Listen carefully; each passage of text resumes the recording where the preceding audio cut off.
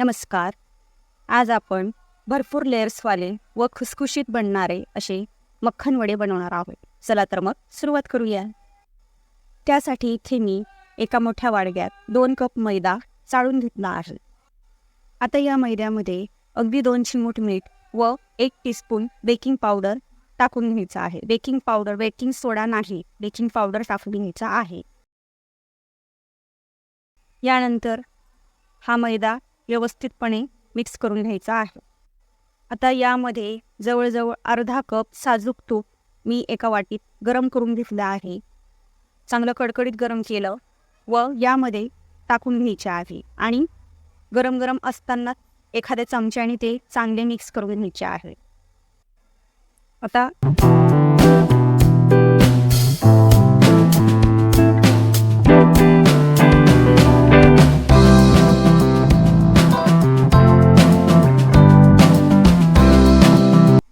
हे मिश्रण थोडं कोमट झाल्यानंतर आपण हाताने सर्व चोळून घेऊयात, म्हणजे हे तूप संपूर्ण मैद्याला लागलं पाहिजे.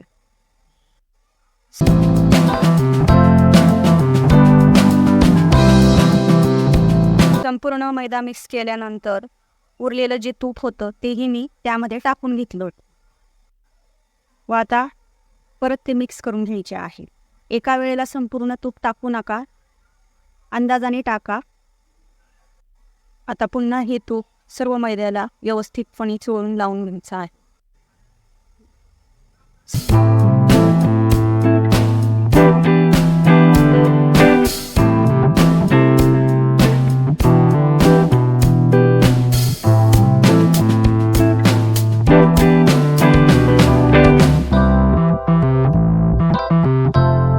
सर्व तूप एकत्र झाल्यानंतर या मैद्याचा असा मुटका म्हणजेच गोळा बनवून बघायचा. याचा असा लाडूसारखं तयार झाला की समजायचं की पुरेसं झाले आहे. आता यामध्ये आपल्याला तूप, आता यामध्ये आता जास्त तूप घालायला नको.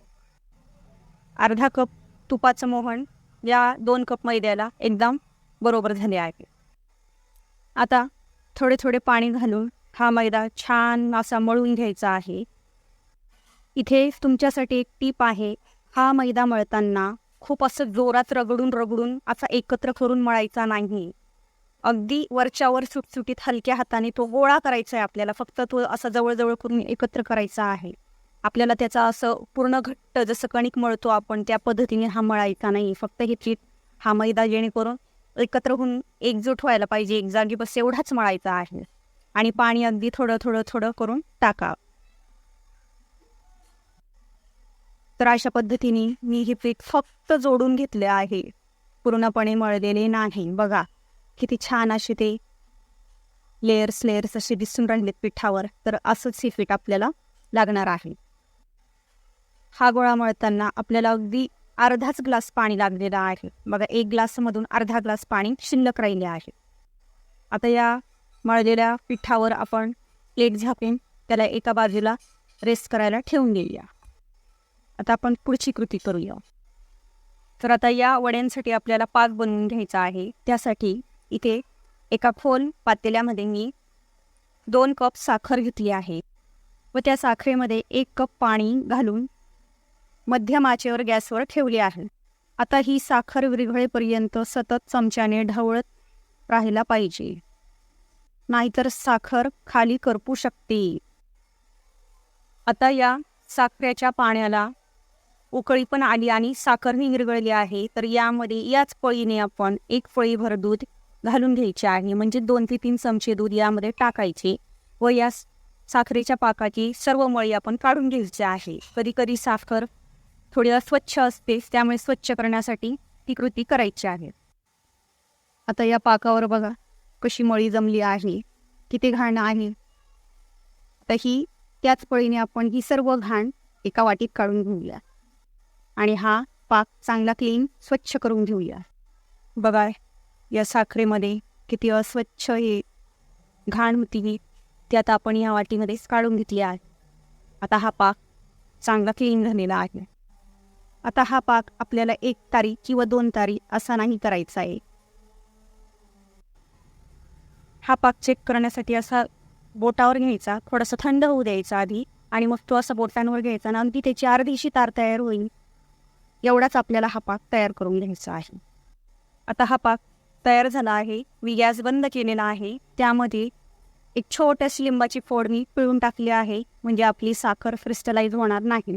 आणि खायचा केसरी कलर म्हणजे फूड कलर मी यामध्ये थोडासा टाकला आहे. ऐच्छिक आहे, तुमच्याकडे असेल तर टाका, नाही टाकला तरी चालेल. तर व्यवस्थितपणे ढवळून घेतला आहे आणि यामध्ये जवळजवळ एक छोटासा चमचा भरून मी बारीक कुटलेली वेलची पावडर टाकली आहे. आता हा पाक आपण एका बाजूला ठेवू व पुढची कृती करूया. तर आपला पाक तयार होईपर्यंत आपला मैदानी छान भिजून तयार झाला आहे. तो आता मी असा हाताने उचलून असा फक्त थोडासा असा मोकळा करून घेणार आहे. मळणार नाही, अजिबात मळायचा नाही. याचा गोळा आपल्याला तयार करायचा नाही, एवढं लक्षात ठेवा.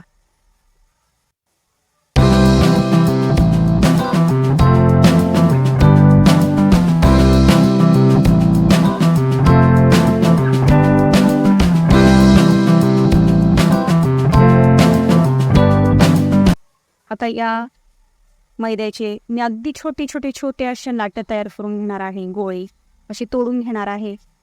एकसारखा आकार असला नसला काही हरकत नाही. थोडेसे छोटे थोडे मोठे असे असले तरी चालेल. हे मक्कन वडे असेच असतात, ते काय असे एकसारख्या आकारात कधीच नसतात. तरी पण मी प्रयत्न केला आहे एकाच आकारात असं बनतील असे. आता हे एक एक गोळे हातावर घ्यायचे आणि खूप असं जोर देऊन रगडायचे नाही, त्याला मळायचे नाही. अगदी वरच्यावर हलक्या हाताने तो गोळा असा गोल गोल करून घ्यायचा आहे. वरच्यावर गोल करून थोडासा चपटा करायचा, चपटा आकार द्यायचा. तुम्हाला गोल आकार द्यायचा असेल तर तुम्ही तसंही करू शकता. मी ते थोडंसं त्याला चपटा आकार दिला आहे. सर्व गोळे आपण तयार करून घेऊयात आणि गॅसवर एका कढईत आपण तेल गरम करायला ठेवले होते, पण ते तेल अगदी कडकडीत नकोय. सुरुवातीला गॅस अगदी मंद ठेवायचा व त्या तेलामध्ये पिठाचा असा छोटासा गोळा आपण टाकून हे तेल टेस्ट करून घेऊया. अगदी बघा किती वेळाने हा गोळा वर आलेला आहे. बस एवढंच गरम तेल आपल्याला पाहिजे. आता या तेलामध्ये आपण हे सर्व गोळे टाकून घेऊयात. खूप जास्त प्रमाणात या तेलामध्ये हे गोळे टाकायचे नाही, कारण त्याच्यामध्ये बेकिंग पावडर असल्यामुळे हे गोळे फुलतात अशी आणि फुलून मोठे होतात. त्यामुळे यांना थोडीशी जास्त जागा लागते फुलल्यानंतर, म्हणून हे गोळे सुरुवातीला कमीच टाकायचे. माझ्याकडनं 2-3 गोळे जरा जास्त टाकले गेले आहे, तर तुम्ही ही चूक करू नका.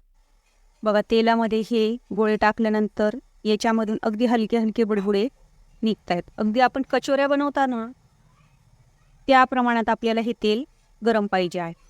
गॅस अगदी मंद ठेवला आहे. गोळे टाकल्यानंतर 2 ते 3 मिनिटांनंतर मी हा गॅस थोडा मध्यम केला होता.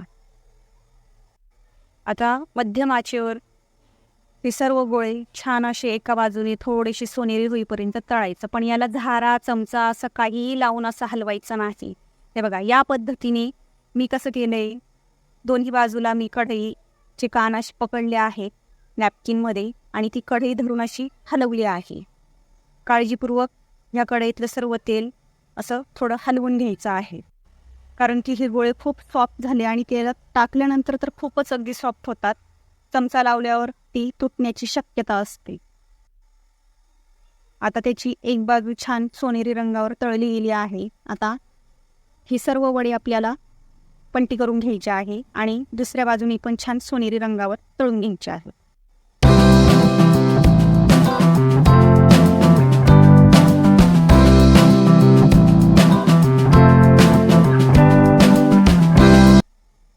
आता हे वडे छान तळून झालेले आहेत, अगदी खुशखुशीत तळले गेलेले आहेत. आतपर्यंत पण छान तळून झालेले आहेत, आतमध्ये कच्चे अजिबात नाही. म्हणून हे मंद आचेवरच तळायला पाहिजे.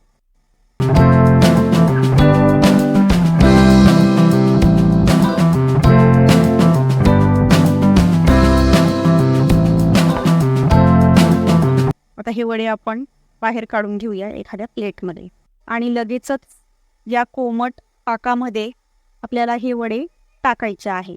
जेवढे मावतील तेवढेच टाकायचे, बाकीचे राहू द्यायचे.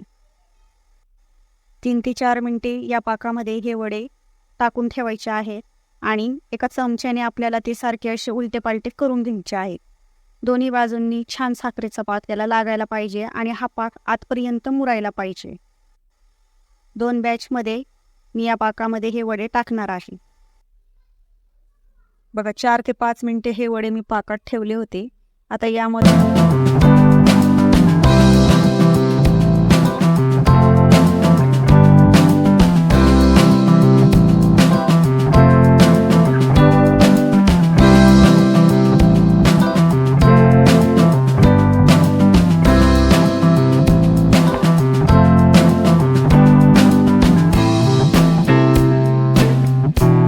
एक एक वडे काढायचे आणि एखाद्या मोठ्या झाऱ्यामध्ये किंवा एखाद्या चाळणीमध्ये हे असे वडे ठेवून आणि त्याचा पाक निथळून घ्यायचा आहे.